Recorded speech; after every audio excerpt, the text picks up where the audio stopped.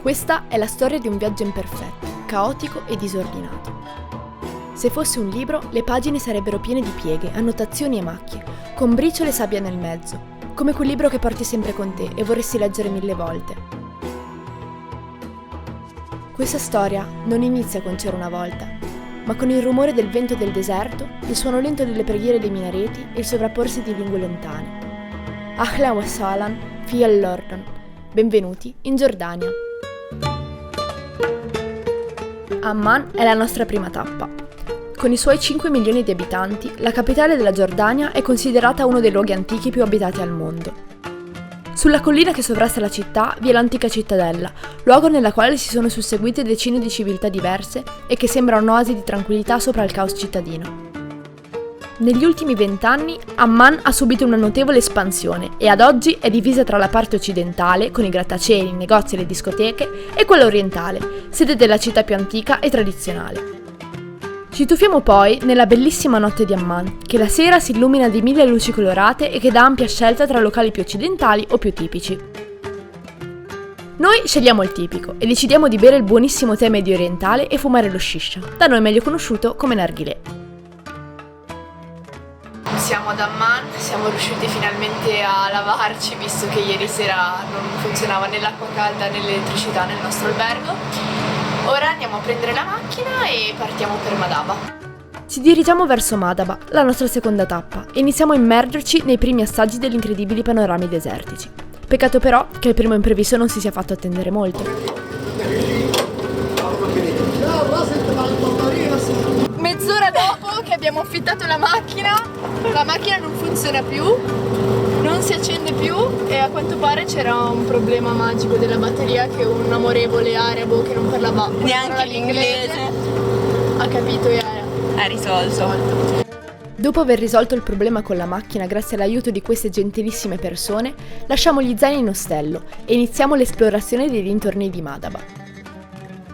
Dopo aver visitato il Macheronte, collina fortificata sede del palazzo di Erode Antiba, ci tuffiamo nelle acque salatissime del Mar Morto, che con i suoi 423 metri sotto il livello del mare è la più profonda depressione del pianeta Terra.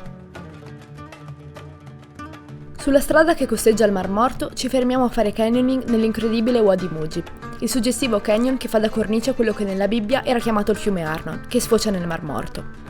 Il cartello all'entrata indica che la durata del percorso sarebbe stata di un paio d'ore, ma noi ci abbiamo impiegato il doppio, troppo prese dal giocare con la corrente del fiume e dall'ammirare gli incredibili colori delle pareti rocciose.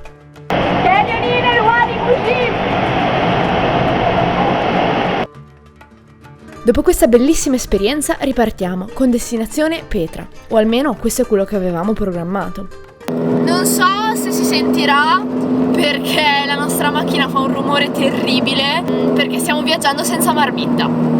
Eravamo nel bel mezzo del deserto e la nostra meravigliosa macchina si è rotta per la seconda volta. Fortunatamente queste due famiglie di giordani super gentili ci hanno aiutato a smontarla. Ora stiamo andando verso Petra dove a quanto pare ce la cambieranno, speriamo.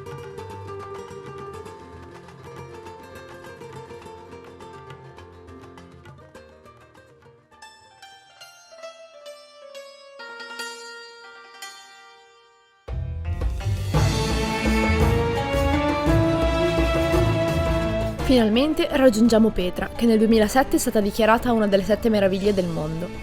Petra viene chiamata anche la città rosa, nome derivato dal colore delle rocce di arenaria in cui è scavata, che alle prime luci del mattino e al crepuscolo sembrano prendere fuoco, tingendosi di spettacolari tonalità di rosso e di rosa.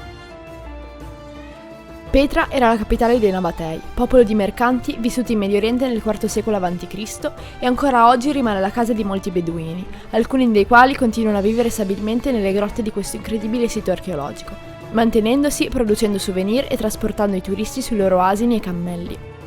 Petra è un luogo misterioso e incredibile e di sicuro non basta una giornata per vederlo tutto. La salutiamo con la voglia di ritornarci presto e partiamo per la nostra prossima tappa. Abbiamo trascorso i giorni successivi ad Aqaba, la città più a sud e l'unico sbocco sul Mar Rosso.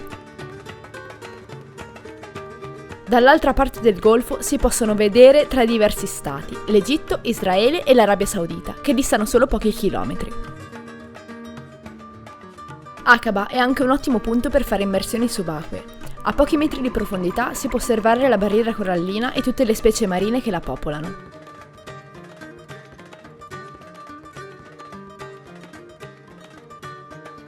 Visitiamo anche la moschea di Aqaba, nel quale per le donne è obbligatorio indossare l'hijab. Il 95% dei giordani sono musulmani e il venerdì uomini e donne si recano in parti separate della moschea per pregare Allah, che è semplicemente la traduzione araba della parola Dio.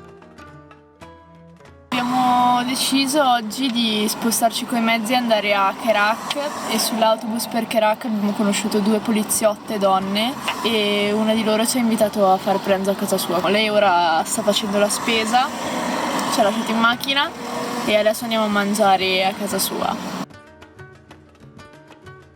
Il nome della ragazza è Islam e vive con la madre e le sorelle a Kerak.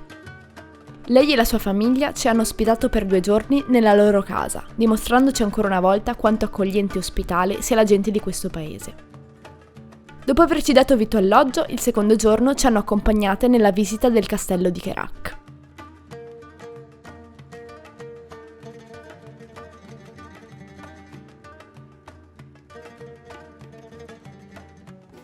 Le ultime 2 settimane in Giordania le ho trascorse da sola e ho avuto l'opportunità di vivere un'esperienza magica.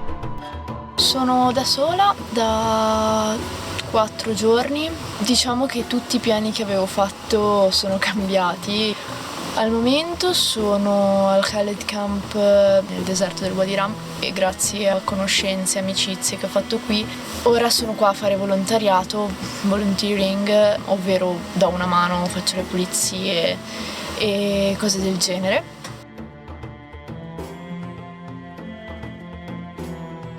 Ho trascorso poco più di una settimana al Khaled Camp, un camping beduino per turisti nel deserto del Wadi Rum, lavorando in cambio di ospitalità fianco a fianco con beduini che parlavano solo arabo. Non è stato sempre facile, ma si è rivelata un'esperienza meravigliosa in uno dei luoghi più belli del nostro pianeta. La Giordania è un paese bellissimo, ricco di tradizioni, storie e panorami mozzafiato. Ho trascorso un mese in questa terra, ho avuto modo di vivere con la gente del posto e di conoscerla abbastanza a fondo, nel bene e nel male. Sicuramente non è il paese perfetto, ma ha il potere di affascinare e fare innamorare in un modo profondo e antico, di rapire una parte di te che rimarrà lì anche quando sarai tornato a casa.